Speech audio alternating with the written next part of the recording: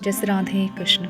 जय माता पार्वती, जय बाबा शिव शंकर, जय शिव परिवार। नमस्ते, आप सभी का स्वागत है मेरे YouTube channel the beauty of spiritual life में। हरतालिका तीज की आप सभी को ढेरों शुभकामनाएं। हर वर्ष भाद्रपद माह के शुक्ल पक्ष की तृतीया तिथि को हरतालिका तीज व्रत को मनाते हैं। इस व्रत के करने से भगवान शिव और माता पार्वती का आशीर्वाद प्राप्त होता है और जीवन के सभी कष्ट दूर होते हैं। हरतालिका तीज के कथा सुनने व पढ़ने मात्र से भगवान शिव और माता पार्वती का आशीर्वाद प्राप्त होता है और सुख, शांति और समृद्धि में वृद्धि होती है। हरतालिका तीज व्रत की पौराणिक कथा।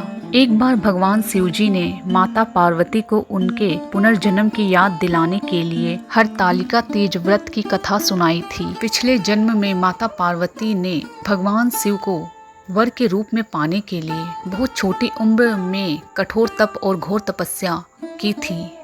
माता पार्वती ने ना तो कुछ खाया और ना ही पिया, बस हवा और सूखे पत्ते चबाए। जला देने वाली गर्मी हो या कपा देने वाली ठंड, माता पार्वती नहीं हटी और अपने तप को करती रही। बारिश में भी माता पार्वती ने जल नहीं पिया। माता पार्वती की इस हालत को देखकर उनके पिता बहुत दुखी हुए और माता पार्वती के पिता को दुखी देखकर श्री नारद मुनि जी वहां आए और कहा कि मैं भगवान श्री विष्णु जी के भेजने पर यहाँ आया हूँ। वह आपकी कन्या से विवाह करना चाहते हैं।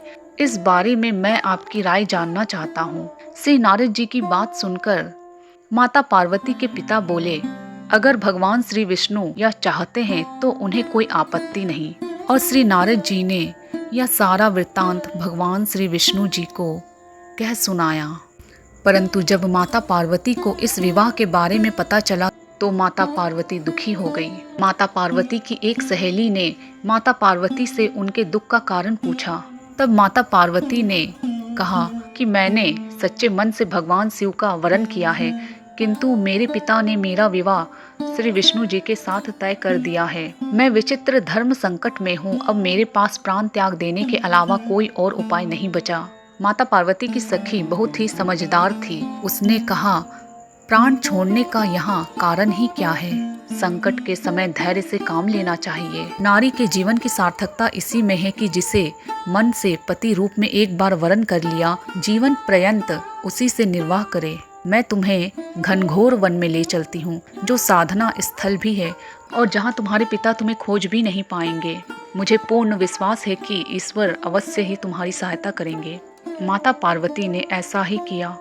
माता पार्वती के पिता माता पार्वती को घर में ना पाकर बड़े चिंतित और दुखी हुए। इधर माता पार्वती की खोज होती रही, उधर माता पार्वती अपनी सहेली के साथ नदी के तट पर एक गुफा में भगवान शिव जी की आराधना में लीन रहने लगी। माता पार्वती ने रेत के शिवलिंग का निर्माण किया। माता पार्वती के इस कठोर तपस्या के प्रभाव से भगवान शिव का आसन हिल उठा और भगवान शिव जी शीघ्र ही माता पार्वती के पास पहुँचे और माता पार्वती से वर मांगने को कहा।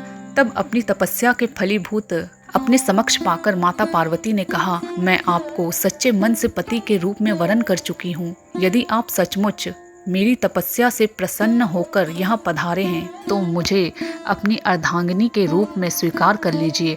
तब तथास्तु कहकर भगवान शिव कैलाश पर्वत पर लौट गए।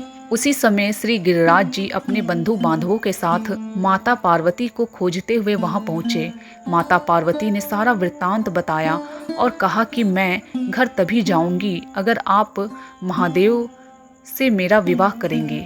माता पार्वती के पिता मान गए और उन्होंने भगवान शिव और माता पार्वती का विवाह करवाया। फिर भगवान शिव ने कहा, इस व्रत का महत्व यह है कि मैं इस व्रत को पूर्ण निष्ठा से करने वाली प्रत्येक स्त्री को मनवांछित फल देता हूँ। इस पूरे प्रकरण में तुम्हारी सखी ने तुम्हारा हरण किया था, इसलिए इस व्रत का नाम हरतालिका व्रत हो गया। इस व्रत से जुड़ी एक मान्यता यह है कि सौभाग्यवती स्त्रियां अपने सुहाग को अखंड बनाए रखने और अविवाहित युवतियां मन मुताबिक वर पाने के लिए हरतालिका तीज का व्रत करती है। तो ये थी हरतालिका तीज व्रत की कथा। मिलते हैं अगले वीडियो में। आप सभी का धन्यवाद। जय माता पार्वती, जय बाबा शिव शंकर, जय शिव परिवार, जय श्री राधे कृष्ण।